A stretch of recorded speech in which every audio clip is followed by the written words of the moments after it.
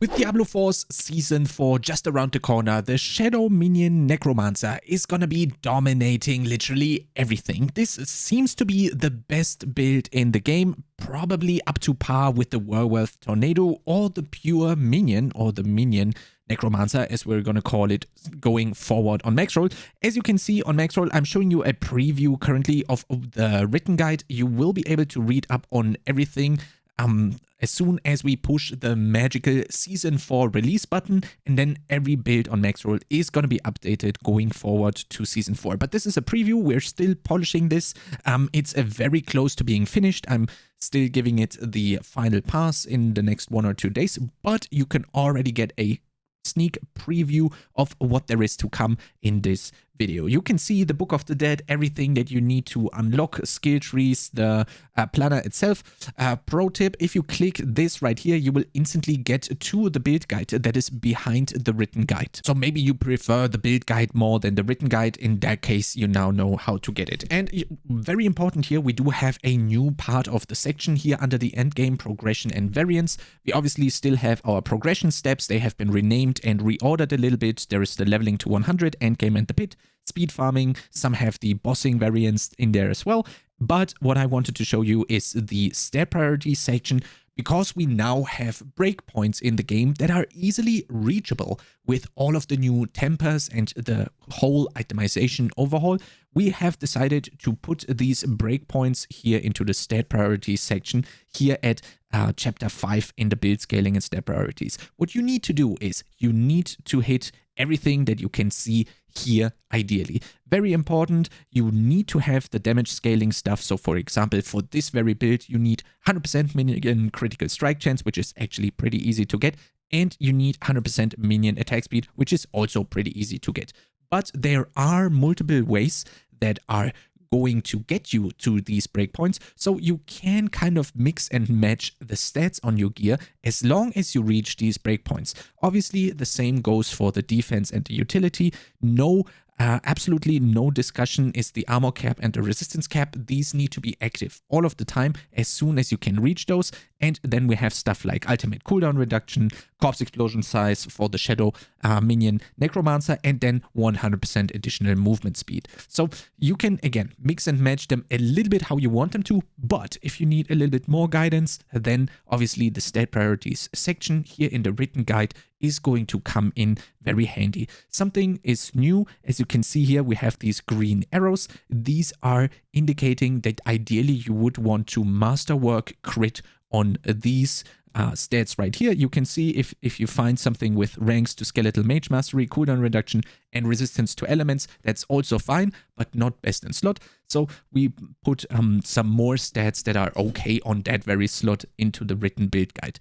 And you can see the aspects that you need. You can also see the tempers here in the new with the new symbol, and then you know how to build your character to reach these aforementioned breakpoints right here for the defense and utility, and also for the damage scaling. It's extremely important to know what stats the minions are actually taking from your character. In this case, we actually 5-headed weapon a little bit, because as you can see, we are using a scythe, and usually I would never recommend a scythe because the implicit is just not worth it, and it's also pretty slow. But since the minions seem to be having their own attack speed multiplier, or base value rather, and it looks like to be 1.0 attacks per second, they are only taking your weapon's damage and then taking 100% and then scaling their own stuff with it. So since that seems to be the case currently, I will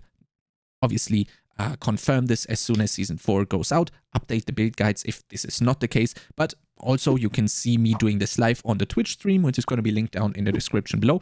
And since they take the weapon damage as 100%, you obviously want to have the weapon that does the most damage. Usually all of the weapons just are either there's either the difference of two-hander to one-hander, and in the two-hander category there is only just the difference of the implicits, because the attacks per second actually are being treated as an equalizer for the damage itself. But since that equalizer is non-existent for our minions, it's really important to take the weapon with the highest damage, and that actually is the scythe, because I can show you the average damage values of the scythe right here, and also the two-handed sword values right here, and there you can see the average hit difference. And obviously we want to squeeze out every little bit of damage. Therefore, we are actually going for the scythe, and we're actually neglecting the two-handed implicit from the sword, the little bit of critical strike damage, because the damage we're gaining from equipping the scythe is actually way more valuable. Now, the main objective that the Shadow Minion Necromancer has is proccing the blighted aspect over and over and over again to activate the big 100% damage multiplier. Now, what you can see here is we need to proc Shadow Blight key passive 10 times. So in this case, the skill tree obviously features the Shadow Blight, and every time we deal shadow damage, we're getting closer to our goal of proccing Blighted and activating the big damage multiplier.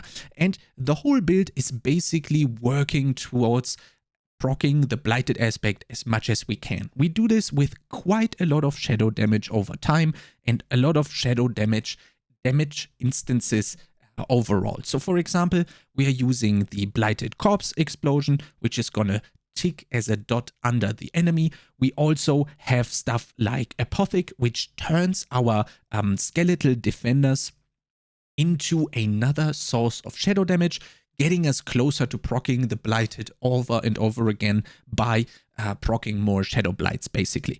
We're also supplementing this with Blight, but as you can see, we don't have Blight on the skill bar because we're making use of a very nice interaction that is Plunging Darkness. With Plunging Darkness, we actually save one skill on the skill bar by just using Bone Prison instead of Shadow Blight, or you could also say we are getting Bone Prison for free for having Shadow Blight just with the Plunging Darkness. And that is extremely powerful because with just Plunging Darkness, we have turned this skill in basically Bone Prison, which gives us 8 seconds of vulnerability and a source of cooldown reduction.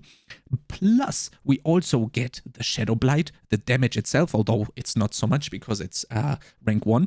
And we also get the additional shadow damage from the Blight itself. But on top of that, we also get the 20% multiplier that is coming with the Supernatural Blight on top of it.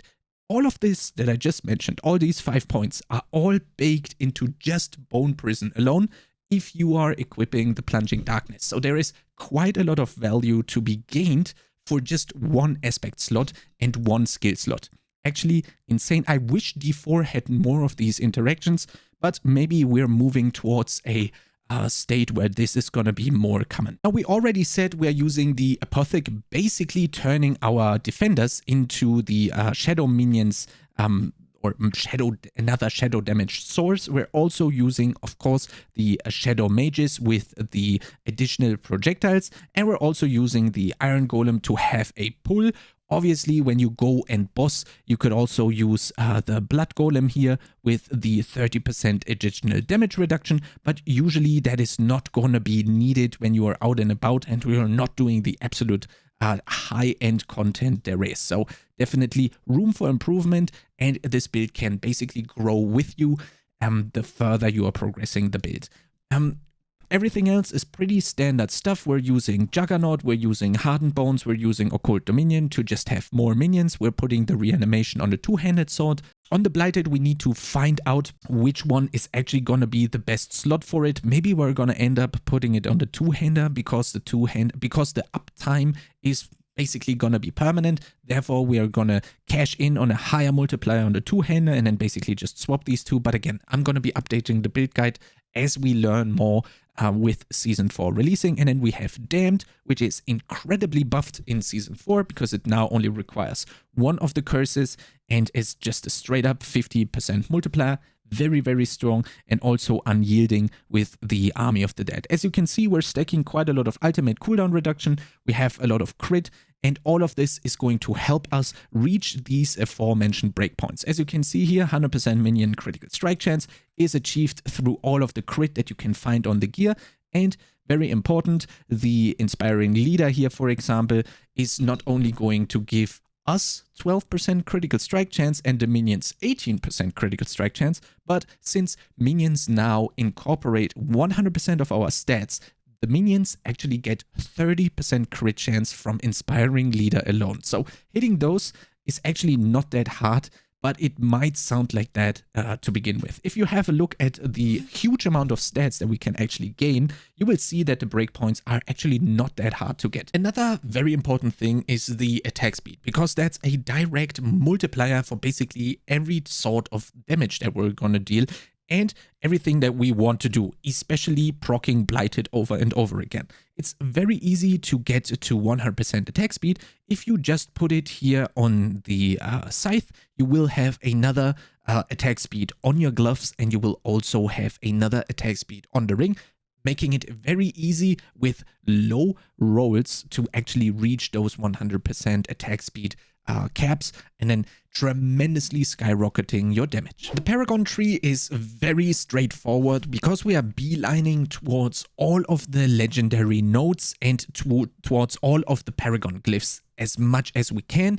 Actually coming up with a 7 Paragon board where we basically just collect all of the multipliers that are available to us. We're also gonna get some max life along the way, and then basically just stack multipliers upon multipliers. We're also getting some resistance to all, as you can see here, but this is basically up to you to fine tune. If you find out that you don't need that much resistance to all, well, very easily to improve your build by going for more max life here, or also if you need more all resistance because your gear is not that well rolled, for example, you also have way more access to all resistance here, so you can very easily smooth out your build and reach these defensive breakpoints that we've been talking about earlier. I am very much looking forward to playing the Shadow Minion Necromancer. I'm still debating which one I'm actually gonna start out with. Is it gonna be pure minions or is it gonna be the Shadow Minion version?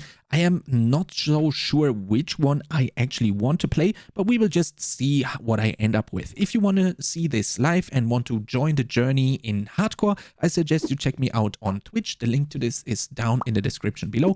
And if you like content similar to this, make sure to subscribe to this YouTube channel, and I'll see you next time.